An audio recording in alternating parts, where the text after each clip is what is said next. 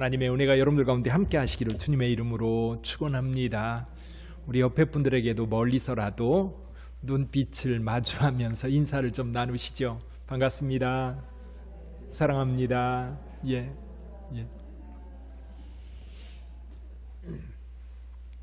언젠가 제가 그 고군산 열도에 있는 교회들에 대한 말씀을 한번 드렸던 적이 있습니다. 그 이제 새만금 방조제가 세계에서 가장 긴 방조제거든요. 네덜란드에 있는 방조제보다 좀 더 길대요. 근데 거기 중간에 섬을 지나게 됩니다. 이 방조제가 쭉 가서 야미도라고 하는 섬을 먼저 만나고 그 다음 섬이 신시도인데 그 안쪽으로 서쪽 편으로 섬들이 쭈르니 이제 쭉 있는데 그 섬들을 2017년에 다리로 다 연결을 했어요. 그래서 이제 신시도에서 문여도로, 문여도에서 선유도로, 선유도에서 장자도로, 장자도에서 장군, 대장도까지 이렇게 이제 차를 타고 들어갈 수 있게 됐는데요. 그 끝에 있는 장자도라고 하는 섬이 있는데 그 섬은 그렇게 큰 섬이 아닙니다. 다른 섬보다도 작은 섬인데 옛날에는 이 섬이 고군산 열도의 중심 섬이었다고 그래요. 거기에 면사무소도 있고 거기에 학교도 있고 거기에 이제 업한장도 있고 그랬었는데 지금은 그 중심이 전부 다 선유도로 옮겨졌다고 합니다. 근데 이 장자도에 가면요, 장자교회가 있어요. 장자도 교회가 있는데 예쁘게 졌어요. 큰 교회는 아닌데 섬에 있는 교회들, 이 장자도 교회가 고군산 교회들 가운데 가장 먼저 개척이 되었다고 합니다. 근데 이제 그 교회가 지금 보면 굉장히 예쁘장하게 조그만하게 지어져서 참 예쁘다 그렇게 이제 생각이 되었었는데 지금부터 한 10여 년 전에 그 교회 출신 목사님이 한 분 계세요. 홍기춘 목사님이라고 우리 교단의 유명한 목사님입니다.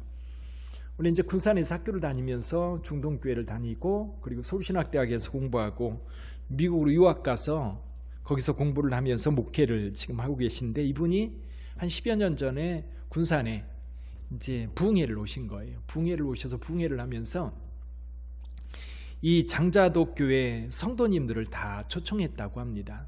전 성도래야 한 15명 정도 되는 대부분 이제 할머니들이죠. 대부분 할머니들. 근데 그분들을 초청해서 군산에서 이제 부흥회를 하고 있는데 이 홍 목사님이 이렇게 이제 성도들한테 물었대요. 내가 뭘 해주면 좋겠냐? 물었더니 성도들이 이제 이구동성으로 하는 얘기가 뭐냐면 지붕에서 물이세요. 지붕에서 물이세요.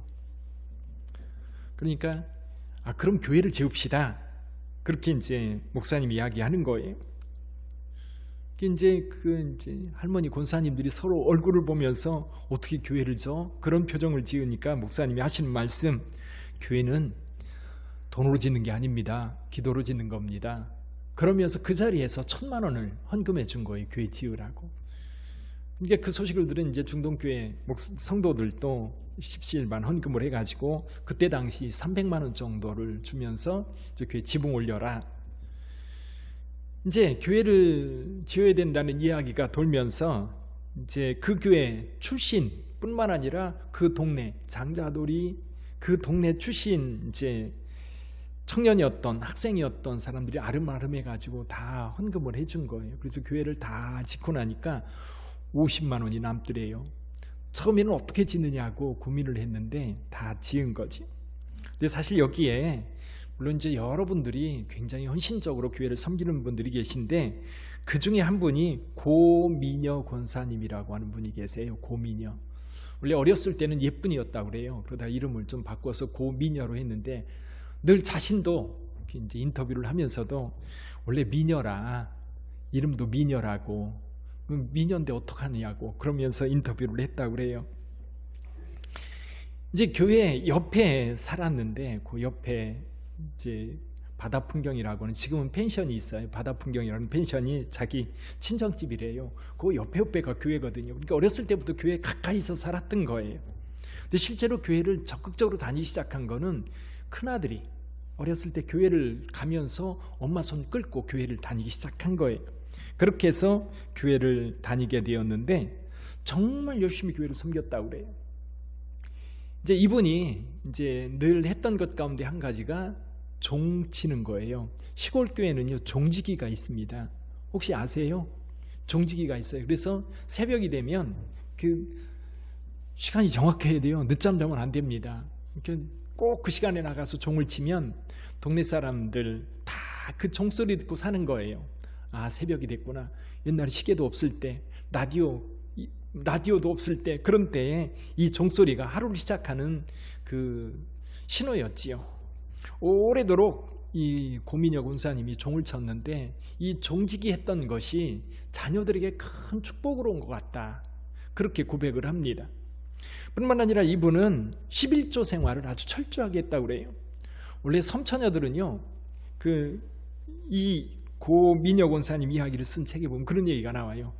이 섬처녀하고 결혼하면 3억은 벌고 들어간대요.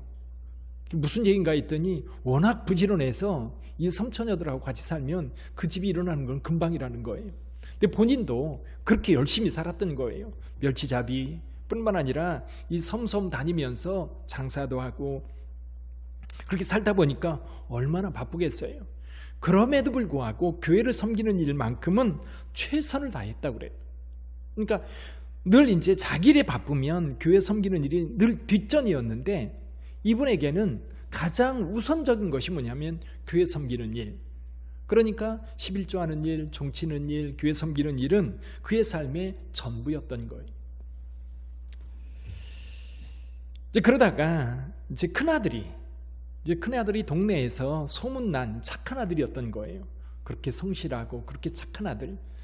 근데 그 착한 아들이 신학을 하겠다고 그런 거예요. 그래서 광주신학교라고 하는 신학교를 나와서 목사가 되어서 지금 익산에서 교회를 섬기고 있는데 이 고민여 권사님에게는 이게 큰 자랑거리인 거예요. 근데 이제 아들이 목사 안수를 받고 한 3년쯤 지났을 때 꿈을 꿨대요. 꿈을 꿨는데 자신이 처녀로 예쁜 옷을 입고 있는데 친정어머니가 파란색 바구니에다가 감자싹이죠, 감자싹. 그걸 한 바구니 담아주면서 이렇게 말씀하더라는 거예요. 가서 옥토밭에 심어라. 그냥 밭에 심지 말고. 그렇게 말씀하셨답니다. 그래서 이렇게 대답했지요. 예, 더 좋은 데 심어야지요. 그렇게 대답하면서 그 손을 보듬으면서 오다가 퍼뜩 깬 거예요. 꿈이었던 거죠. 근데 그것을 곰곰이 생각해 보니까 이게 전도하라는 이야기인가 보다. 그러고 그날부터 열심히 전도하는 거예요. 만나는 사람들마다 전도하면서 복음을 전했다고 합니다. 이 이야기가 어디에 나오느냐면 강영길 작가라고 하는 분이 쓴 책이 있어요. 책 제목이 뭐냐면 밥보다 예수예요. 밥보다 예수. 근데 밥보다 예수라고 하는 책인데 12명의 어머니, 그래서 이 책 부제가 뭐냐면 어머니 열전이에요. 어머니 열전. 사마천이 쓴 사기 열전 그런 것처럼 어머니 열전. 그 가운데 한 분이 이 고민여 권사님 이야기인데요. 이 강영길 작가가 그 사람의 이야기를 쓰면서 무슨 얘기를 하느냐면 이분은 처음부터 끝까지 자식 자랑밖에 안 하는 거예요. 물론 교회를 충성되이 섬겼던 얘기도 하지만 자식이 잘 되고 자식이 착하고 자식이 그렇게 자랑거린 거예요. 큰아들 목사가 돼서 목사가 되기 전에도 그 동네에서 소문난 착한 아들. 그래서 동네에서도 이제 너무 성실하고 착하니까 이장을 맡아달라. 그러다가 이제 신학을 간 거예요. 그리고 목사가 됐고 큰딸은 자기가 장사를 하거나 일 나가면 모든 것을 집안일을 다 책임지고 했다고 그래요. 그래서 늘 자랑거리가 큰딸 자랑, 큰아들 자랑, 자식 자랑이 입에서 배인 거예요.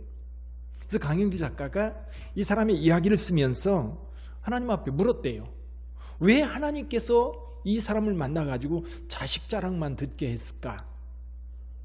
어때요? 여러분들은 자식 자랑할 만합니까? 어때요? 할 만하세요? 예. 어떤 분은 아니라고 할 수도 있겠고요. 어떤 분. 이런 거예요. 친구들을 만나거나 누구를 만났는데 만나가지고 이야기를 하다 보면 자식 이야기가 나옵니다. 나오게 되어 있어요. 그때 아무 소리 못하고 가만히 있는 분이 계시고요. 자식 이야기 나오면 막 입에 거품을 부고 우리 자식을 자랑하는 분들이 계세요. 아니 여러분 말고 여러분의 부모님들은 여러분을 생각하면서 어떻게 아시겠어요? 여러분이 자랑거리입니까? 아니면 걱정거리입니까? 물론 부모에게 자녀는 늘 걱정거리예요. 늘 염려고요. 늘 걱정이에요. 그러나 그럼에도 불구하고 남들에게 자식 자랑할 수 있는 부모, 이 강의를 제가 생각해 본 거예요. 근데 어떤 생각이 드느냐면 우리 하나님께서도 그러겠다. 우리 하나님께서도 하나님을 잘 섬기고 세상에서 그리스도인으로 살아가는 모습을 보면 하나님께서도 그렇게 자랑스럽고 자랑하고 싶지 않을까. 그런 자랑 이야기가 나오지요. 어디에 나와요? 욥 이야기, 욥. 하나님께서 사탄이 오니까 사탄한테 내 종 욥을 보았느냐? 그러면서 욥 자랑을 하는 거예요. 물론 사탄은 하나님이 그렇게 해주시니까 자랑하지요. 하나님을 섬기죠. 그러면서 이제 디스를 합니다. 분명한 것은 그거예요. 우리 부모님이 우리 자녀들을 생각할 때 자녀를 누군가에게 자랑스럽게 이야기할 수 있는 자녀, 그 자녀가 효도하는 자녀 같아요. 내 부모를 공경하라고 했는데 공경하는 방법이 많이 있습니다. 여러 가지가 있겠지만 그 중에 한 가지가 부모가 자랑스러워하는 자녀. 그러니까 고민여 권사에게는 이 자녀들이 정말 효도하는 거예요. 지금 거의 아마 이게 17년도에 이 책이 나왔으니까요. 아마도 90이 넘으셔서 그때 87인가 됐다고 그러니까요. 그래서 저는 그 이야기를 들으면서 우리도 부모에게 자랑스러운 자녀가 돼야 되겠다. 그게 바로 효도다, 효도. 그게 바로 오늘 본문의 말씀에서 말씀하고 있는 내 부모를 공경하라는 이야기. 늘 걱정과 근심만이 아니라 자랑스러운 자녀가 되는 것이 효도겠다 생각을 했습니다. 여러분들도 모두 부모에게 자랑스러운 자녀가 되시기를 주님의 이름으로 축원합니다. 부모님이 안 계신데요. 아니요, 저 위에서도 우리를 보고 계시잖아요. 그렇죠? 하나님 앞에서 여러분을 자랑할 수 있는 그런 자녀가 되기를 주님의 이름으로 축원합니다. 그래서 오늘 본문의 말씀, 하나님께서 이스라엘 백성들에게 명령하세요. 내 부모를 공경하라고. 근데 여러분, 그 성경에 십계명이 두 곳에 기록된 거 아세요? 십계명이요, 두 군데 기록되어 있어요. 한 곳은 어디죠? 출애굽기 20장입니다. 1절부터 17절까지 기록되어 있고요. 또 한 곳이 어디냐면 여기예요. 신명기 5장 7절부터 여기 21절까지 기록되어 있는데, 여러분 이 출애굽기에 나오는 신명기하고요, 제 십계명하고 신명기에 나오는 십계명하고요 똑같은 것 같은데 조금 뉘앙스가 달라요. 왠지 분위기가 달라요. 다를 수밖에 없는 게 이런 것 같아요. 출애굽기에 나오는 신명기는요, 언제 기록했어요? 출애굽하고 얼마 되지 않았을 때예요. 그렇죠? 출애굽하고 얼마 되지 않았을 때 하나님께서 이스라엘 백성들에게 시내산에서 주신 계명이 십계명이라고 한다면, 이 십계명을 40년 뒤에 모세가 다시 백성들에게 이야기하는 거예요. 근데 40년 뒤의 상황은 어떤 상황이냐면, 40년을 다 살고 이제 광야를 지나서 이제 요단강을 사이에 두고 요단 서편 가나안 땅이 있고, 요단 동편 모압 평지에 이스라엘 백성들을 다 모아놓고 모세가 세 편의 설교를 합니다. 이 설교를 하는데 그 가운데 오늘 본문의 말씀 십계명을 다시 이야기를 합니다. 근데 뉘앙스가 묘하게 조금 차이가 있어요. 자세히 봐야만 알 수 있어요. 근데 오늘 본문의 말씀 한번 비교해 보시죠. 출애굽기 20장 12절 한번 읽어보세요. 한번 성경 가지고 계신 분들 한번 찾아볼까요? 출애굽기 20장 12절을 한번 보세요. 같이 한번 읽어볼까요? 시작. 내 부모를 공경하라. 그리하면 내 하나님 여호와가 내게 준 땅에서 내 생명이 길리라. 다시 신명기 5장 16절 넘어가 볼까요? 다시 한번 읽어보죠. 시작. 너는 내 하나님 여호와께서 명령한 대로 내 하나님을 부모를 공경하라. 그리하면 내 하나님 여호와가 내게 준 땅에서 내 생명이 길고 복을 누리리라. 어떤 차이가 있지요? 복을 누리리라. 또 한 가지는요, 명령이라는 얘기입니다. 제가 볼 때도 이 두 가지가 큰 차이인 것 같아요. 첫 번째는 요 앞에 너는 내 하나님 여호와께서 명령한 대로, 이 말이 덧붙여졌어요. 그렇죠? 앞에는 없는데 여기에 하나님의 명령이라고 하는 것을 강조하고 있고요. 뒷부분에 이 복을 누리라라고 하는 말이 또 하나 덧붙여졌어요. 근데 여러분, 신명기 10계명에 보면요, 너는 내 하나님 여호와께서 명령한 대로라는 말이 또 있어요. 이 말이 한 곳에 더 있어요. 어디 있나 찾아보세요. 신명기 5장 7절부터 21절까지 10계명인데, 이 부모에게 너는 내 하나님 여호와께서 명령한 대로, 명령이라고 하는 말을 여기에 덧붙이고 있는데, 10계명 가운데 또 한 곳에 덧붙인 곳이 있어요. 어디죠? 안식일을 지키라고 하는 계명에 붙여 있어요. 안식일을 지켜라. 12절 한번 볼까요? 12절 같이 읽어봅니다. 내 하나님 여호와가 내게 명령한 대로 안식일을 지켜 거룩하게 하라. 그러니까 이 두 계명, 앞에 3계명, 뒤에 5계명에는 이 말이 안 붙어 있어요. 안식일을 지키라는 계명과 내 부모를 공경하라고 하는 계명에 하나님께서 특별히 여기에 덧붙여진 말씀, 내 하나님 여호와가 내게 명령한 대로, 내 하나님 여호와가 내게 명령한 대로, 이 명령이라고 하는 것을 강조하고 있어요. 그래서 왜 명령이라는 것을 강조할까? 물론 10계명 앞부분에도 출애굽기에도 명령이에요. 분명히 하나님께서 계명으로 명령으로 주셨어요. 근데 신명기에서는 이게 명령이라고 하는 것을 더 강조하고 있어요. 안식일 지키는 거하고 내 부모를 공경하라라고 하는 것. 이유가 뭘까요? 저는 이 말씀을 묵상하다 이런 생각이 들었습니다. 여러분, 출애굽을 해서 광야를 지날 때는요, 하나님께서 늘 이스라엘 백성들과 함께 했어요. 그러니까 하나님께서 이제 멈춰 있을 때, 텐트를 치고 있을 때는 중심에 성막이 세워지고 성막 위에 늘 구름 기둥과 불 기둥이 있습니다. 그러니까 이스라엘 백성들은 그 주변에 텐트를 치고 있을 때에 이 텐트 안에 있다가 밖에 나오기만 하면 어디서나 그 불 기둥과 구름 기둥을 볼 수 있었어요.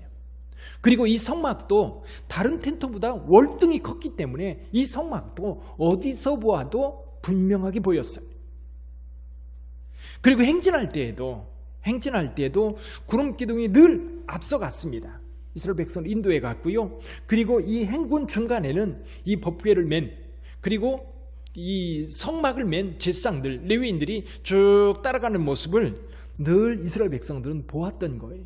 40년 동안 하나님께서는 이스라엘 백성들이 하나님을 경외하고 하나님을 외면하고 우상 숭배하고 때때로 그러기도 했지만, 그럼에도 불구하고 하나님은 같이 있기 때문에 그렇게 큰 걱정하지 않았어요. 근데 가나안 땅에 들어가면 어떤 일이 벌어질까요? 성막은 어디에 있어요? 몇 개예요, 성막이? 동네마다 있나요? 한 곳에밖에 없어요. 처음에는 세겜이라고 하는 곳에 정착을 합니다. 그러다가 나중에 사사시대 후반부에는 실로라고 하는 곳에 성막이 안치되고 많은 사람들이 이제 거기에 와서 하나님 앞에 제사를 드리는데요, 이스라엘 백성들이 전체가 한꺼번에 모일 때가 언제예요?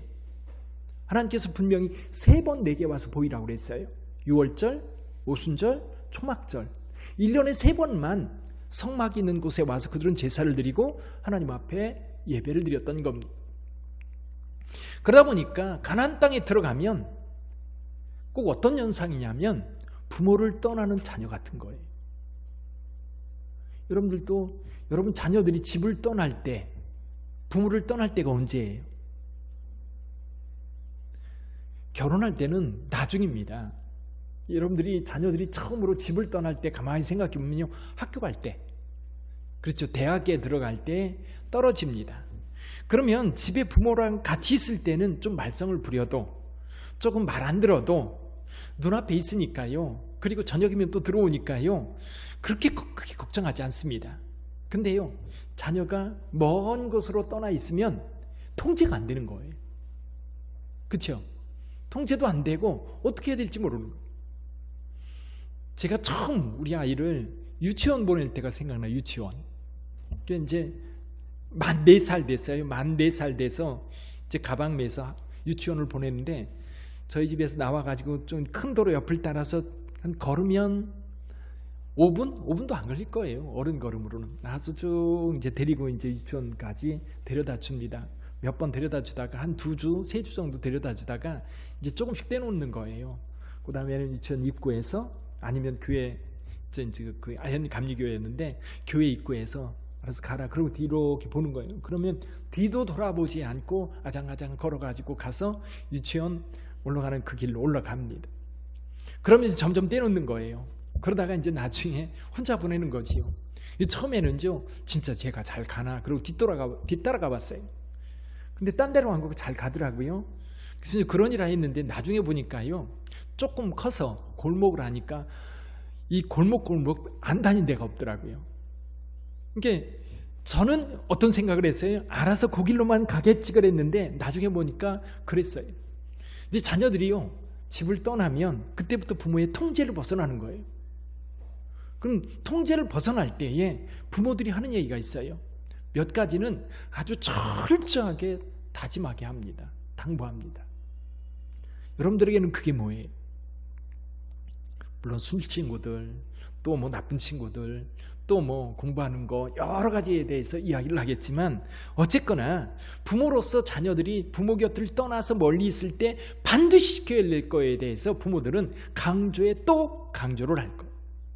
근데 오늘 본문의 말씀에서 그거예요. 십계명 가운데 가나안 땅에 들어가서 이스라엘 백성들이 하나님의 백성으로 살아야 되는데 하나님의 백성으로 사는 방법 가운데 가장 중요한 이 2가지였던 거예요. 행동으로. 여러분, 이방인들이 살고 있는 지역입니다. 이방인들을 다 제거하지 못했어요. 그러다 보면 그들의 모습을 보면서 그들 따라갈 거예요. 그래서 이스라엘 백성들이 하나님의 백성으로서 살아갈 때에 그 정체성을 분명하게 지킬 수 있는 것, 다른 것도 많이 있겠지만 분명하게 드러나는 것이 뭐예요? 안식일 지키는 거였어요. 분명하게 드러나는 것. 나중에 이제 예루살렘 성이 무너지고 예수님 시대 이후에도 이스라엘 백성들이 전 세계에 흩어져서 디아스포라로 살아갈 때에도 이스라엘 백성들의 정체성을 지켜갈 수 있었던 게 뭐냐면 안식일 지키는 거였어요. 그런 얘기가 있어요. 처음에는 안식일을 유대인들이 지켰는데 나중에는 안식일을 유대인이 지켜주었다는 얘기를 해요. 그 얘기를 하는 겁니다.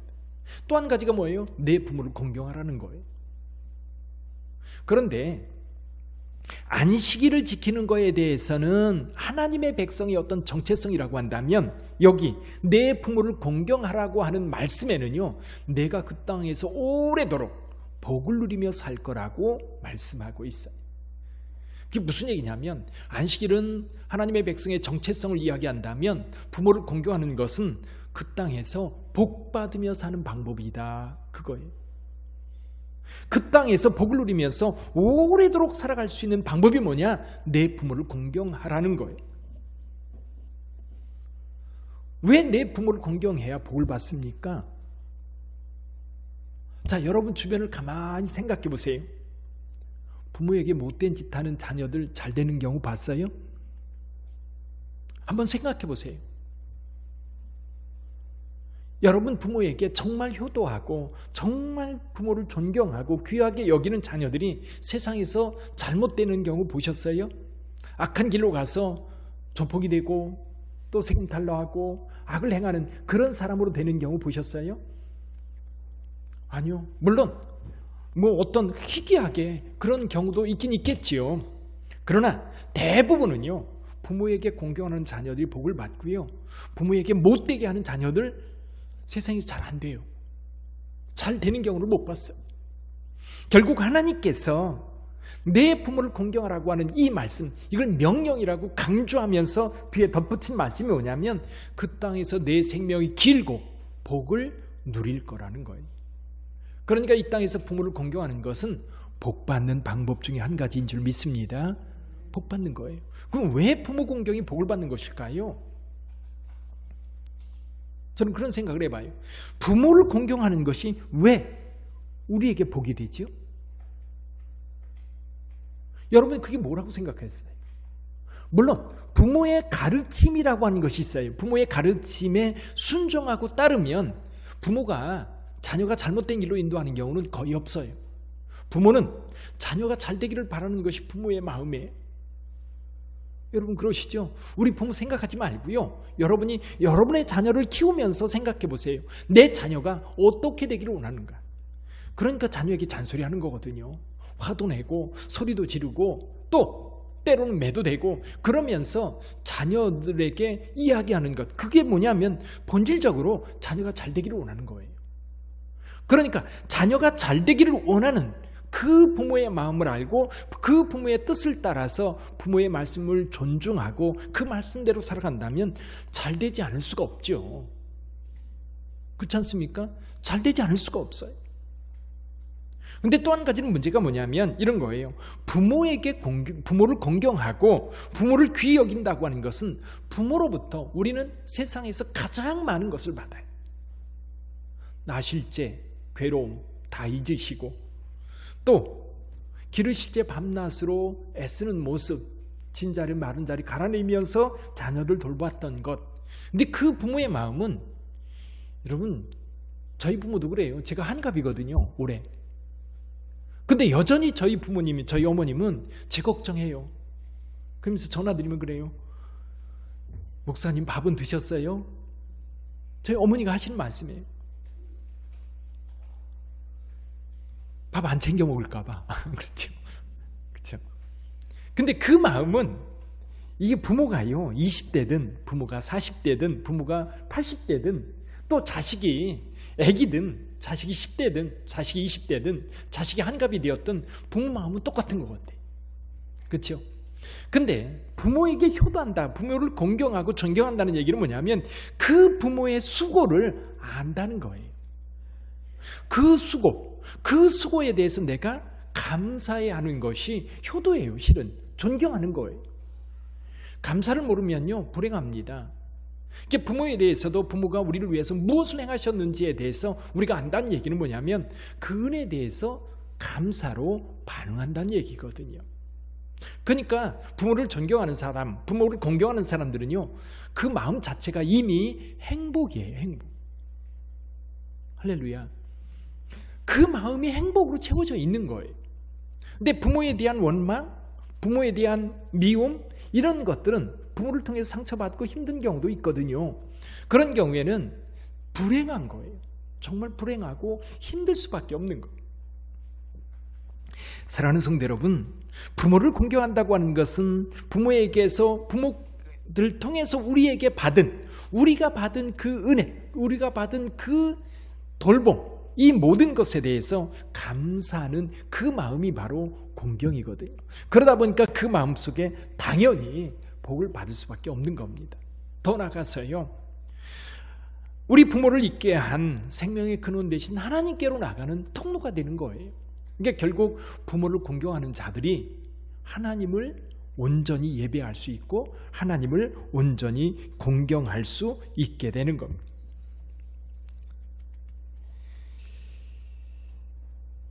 얼마 전에 한국보건사회연구원 연구팀이 설문조사를 했다고 합니다. 부모를 모실 책임이 자녀에게 있다는데 동의하는가?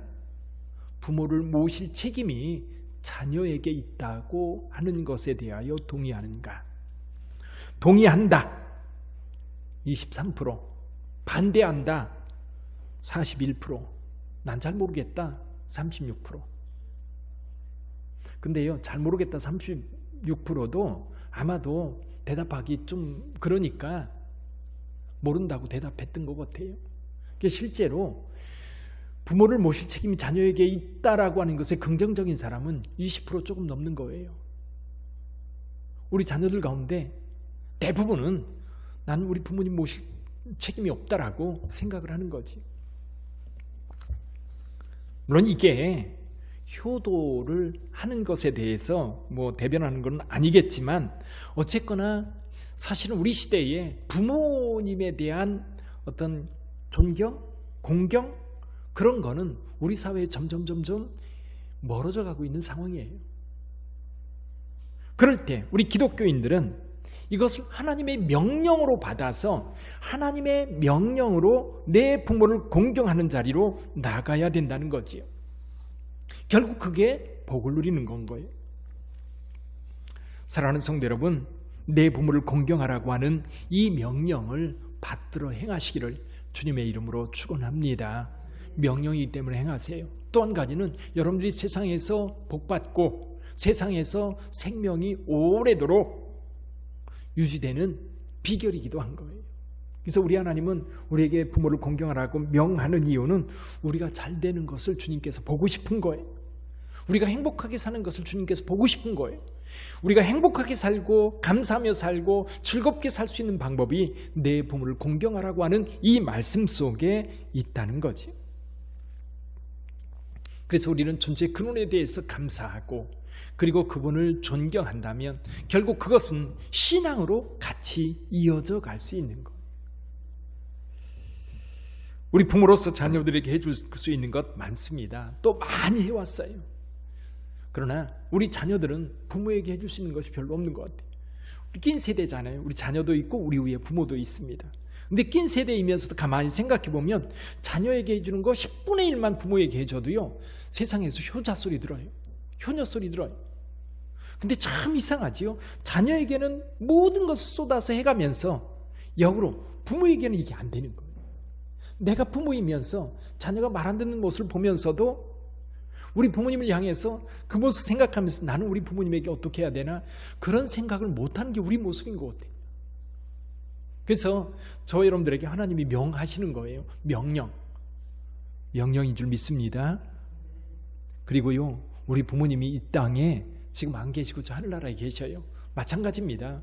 저 하늘나라에서 우리를 바라보면서 우리를 자랑스러워 하시는, 우리 하나님 앞에, 우리 하나님 곁에서 저 땅에 있는 우리 권사님 좀 보세요. 우리 집사님 보세요. 얼마나 교회를 잘 섬기고 얼마나 세상을 속에서도 책임감 있게 살아가는지 보시죠. 복 줘야 되겠지요. 우리 부모님들이 그렇게 저 천국에서도 우리 하나님께 말씀하실 거 아니에요. 아멘. 한 아기가요, 하늘나라에서 지상으로 내려가게 되었다고 합니다. 세상에 태어나기 전날 밤 아기는 마지막으로 하나님과 대화를 나누게 되었습니다. 하나님께서 저를 내일 지상으로 보내실 거라는 얘기를 들었어요. 이렇게 작고 무능력한 아기로 태어나서 어떻게 살라고 그러시는 거예요. 그래서 너를 위한 천사를 한 명 준비해 두었지. 그 천사가 널 돌봐줄 거란다. 하지만 저는 사람들의 말을 모르는데요, 그들이 하는 말을 제가 어떻게 알아들을 수 있겠어요? 내 천사가 세상에서 가장 감미롭고 아름다운 말로 너한테 얘기해 줄 거란다. 그리고 인내심과 사랑으로 내게 말하는 것을 가르쳐 줄 테니까 걱정하지 마라. 그렇다고 해도 제가 하나님께 말하고 싶을 땐 어떻게 해요? 그럼 내 천사가 내 손을 잡고 어떻게 기도하면 되는지 알려줄 거란다. 지상에는 나쁜 사람들도 많다는데 그 사람들로부터 저 자신을 어떻게 보호하란 말이죠? 내 천사가 목숨 걸고라도 너를 보호해 줄 거야. 걱정하지 마라. 그 순간 하늘이 평온해지면서 벌써 지상에서 목소리가 들려오기 시작했어요. 하나님, 이제 제가 지금 떠나야 한다면 제 천사 이름이라도 좀 알려주세요. 그 천사 이름이 뭐예요? 엄마죠, 엄마. 오늘도 저와 여러분들이 하루를 살아가면서 부모님이 우리에게 어떻게 행하셨는지를 좀 한 번쯤 깊이 생각해보고, 그리고 그 부모의 수고에 대해서 감사하는 마음, 그것이 바로 효도고요. 그것이 바로 하나님을 공경하는 거예요. 저는 오늘 여러분들에게 고민여 권사님 얘기를 해드린 이유는 뭐냐면, 우리 부모에게 좀 자랑거리가 됐으면 좋겠다. 아니면 컵으로 의자라도 사드리세요. 그렇죠?